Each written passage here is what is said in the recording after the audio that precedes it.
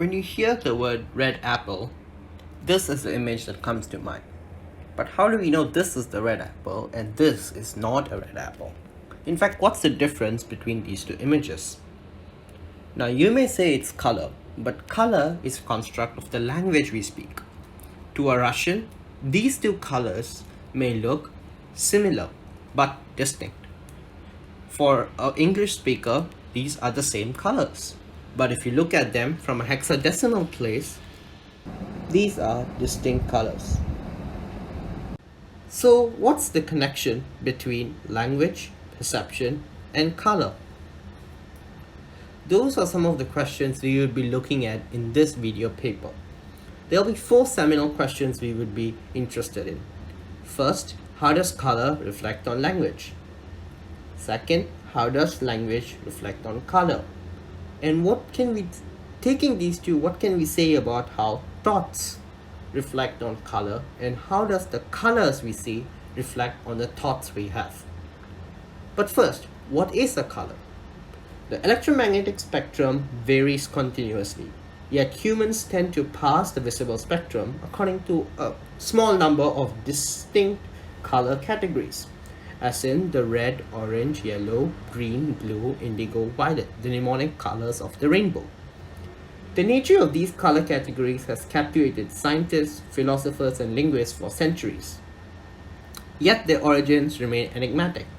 Are these a reflection of the physiology of the human brain and the visual system, or is it a consequence of the physical structure of the universe?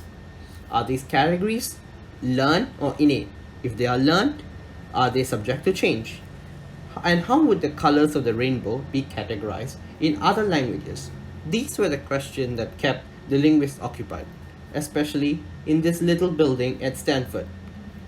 Here, psychological anthropologists and linguists made a profound discovery. Memes. No, not that kind.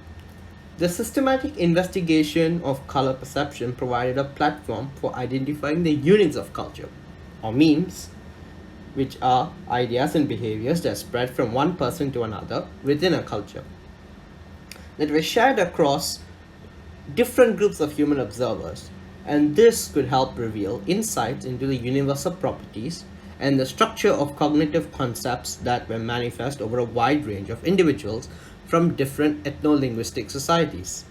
So, in the spirit of exploration, Floyd, a very famous linguist in his own right, was invited and asked to sort the colors of a rainbow.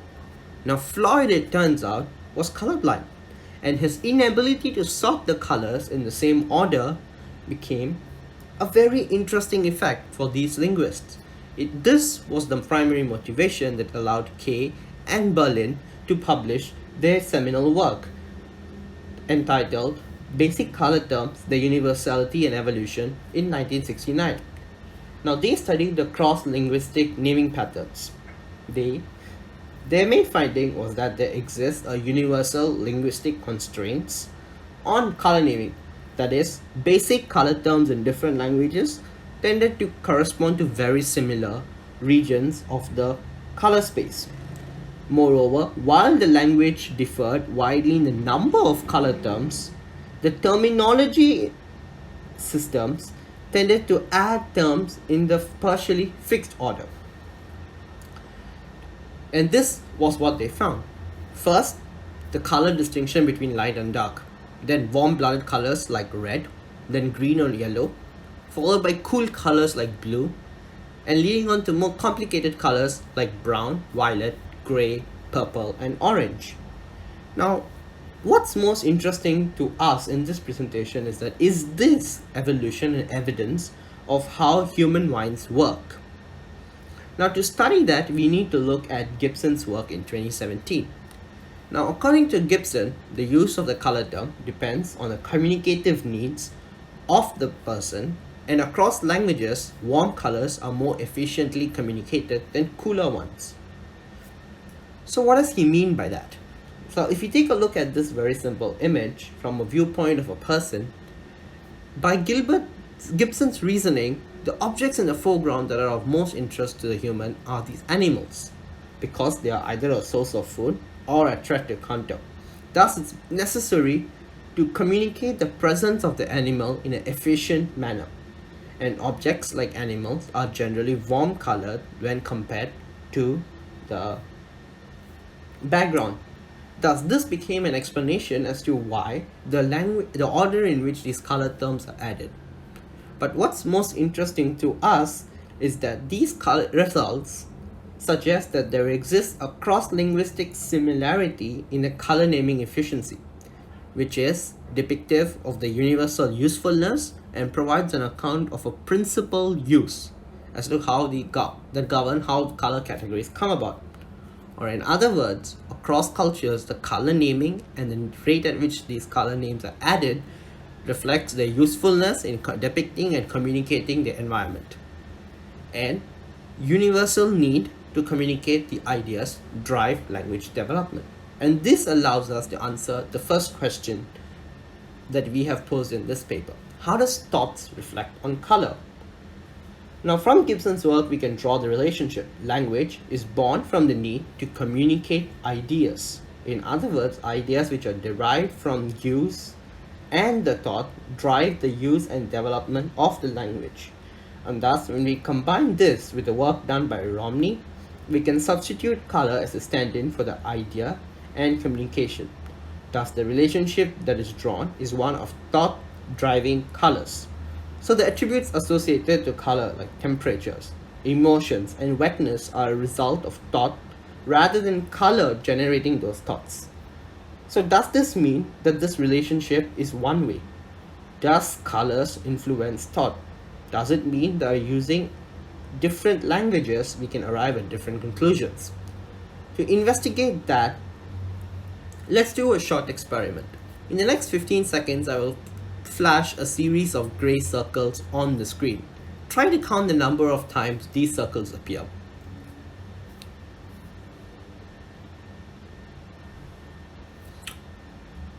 Did you get them all? Well, let's see. How many circles did you see? Now, if you were a Greek or a Russian, you would say 5. But if you spoke English, you would most likely say 4.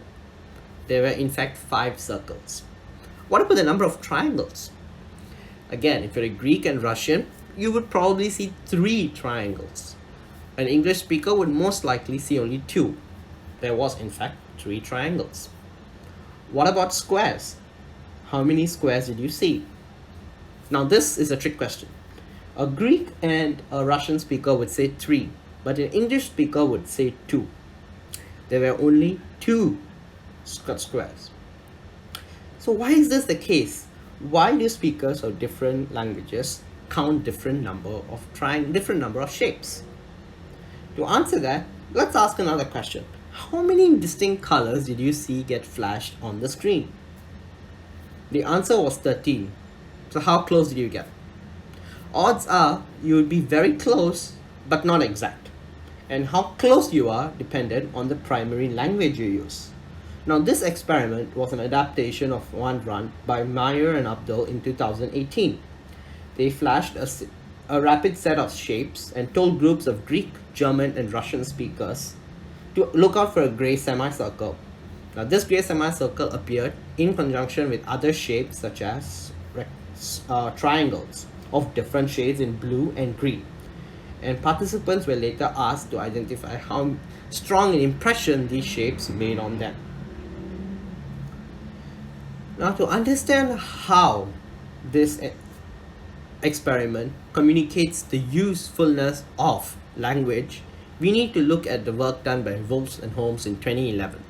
Now, Wolfs and Holmes in 2011 say that the foundation for this result is due to the interplay between language and color perception. And this is a strong example of linguistic relativity, such that, meaning, language influences perception. Now, linguistic relativity is a weaker form of linguistic determinism, at least in a classical sense. Now, we'll first study linguistic relativity and then come back to this paper. Linguistic relativity has 3 main characteristics. First, it assumes that languages differ significantly in the meanings of their words and their syntactic constructions. Second, they say the semantics of the speaker affects how the words are perceived and the conceptualization of the world. And finally, language affects thinking.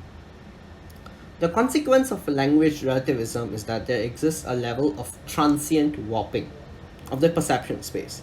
This occurs because the labels that are used to categorize automatically trigger certain associations and features that are pertinent to the set category. So when I say and you hear the word blue, the characteristics of the color are preloaded into your subconscious mind, and then you start to look for those specific features. And when we combine this with the work done by Wolf and Holmes, we can find out a reason as to why Greek and Russian speakers are more likely to see a light blue triangle contrasted against a dark blue background, and vice versa. Both Greek and Russian have dedicated words for light and dark blue. However, Germans, who had no such distinction, were unable to see these blue triangles. Green triangles, slight green triangles against dark green backgrounds was used as a control in this experiment. Another thing that is of most interest in this experiment was that there was no auditory stimuli. That means the experimenters nor the experimentees spoke the words of the color. Instead, the neural signatures were studied. So this allows us to remove the spoken effects of spoken language and in turn study the thinking language of the person. And this allows us to finally answer the second question of our paper. How does color reflect on thought? And we can see that the language we speak affects the perception of the world. And the perception of the world influences the ideas that we form about the world, and these ideas in turn influence thought. So language and thought are influenced by how we perceive the world. So this raises complicated questions. Are we limited in what we can think, in how we think? And if we extend the line of reasoning to its logical conclusion, does this automatically mean that there exists a superior language? Now, the valid answer to the first question based on literature is yes. It is of my opinion that this does not mean we are artificially limited. Now, this comes up from the notion that languages are learnt rather than innate. And when we combine this, the consequence of the belief is that the impact of the language on thinking changes as you get used to another language. And the study in 2010 supports this experimentally. Here they took native Greek speakers who were living in the United Kingdom for at least 5 years and asked them to repeat the test that was done before. And they discovered that Greek speakers, who remember have two distinct terms for different shades of blue, started seeing all the shades of blue as one. And this leads us to have a startling conclusion when we combine it with the previous research. Language users habitually activate corresponding conceptual categories when they are using specific lexical terms or specific grammatical constructions. Or in other words, they take a physical space and then they divide it and they map it using different terms that are corresponding to their language. Now, the process of language learning that entails the strengthening of these associations between the words and their corresponding reference in the real world. And since different languages map the world differently, two speakers of different languages must necessarily have two separate linguistic maps. But as we saw in the previous study, the strength of these mappings are subject to immediate physical and linguistic experiences. Through forming and using new associations that contrast with existing ones, previously formed associations are to some extent restructured. Or in other words, the language we speak not only affects what we perceive, but it also affects the language and how we think. So if we go back to the 4 seminal questions of the paper about how the relationship between color, language, and thought, we have to make a few changes to the initial proposal from Gibson's work. From Gibson's work, we saw that thought drives language. But from the later series of works that we saw, we have to make some room onto this mental model. First, the world we live in, the physical world, affects and the perception of it shapes our thought. And these thoughts develop ideas, and the need to communicate these ideas develop a language. However, the language we speak also impacts on how we perceive the world. And this perception, the change in perception, generates new thoughts, new ideas, new communication requirements, and new words on the language. So this is a continual cycle rather than a one-way relationship. And from Holmes' research, we can see that the color is just an effective tool to study the circular data. So, in conclusion, does thought drive language? Yes. Does language drive thought? Yes. And color is related to both language and thought as a happy medium to study the effects of one over the other.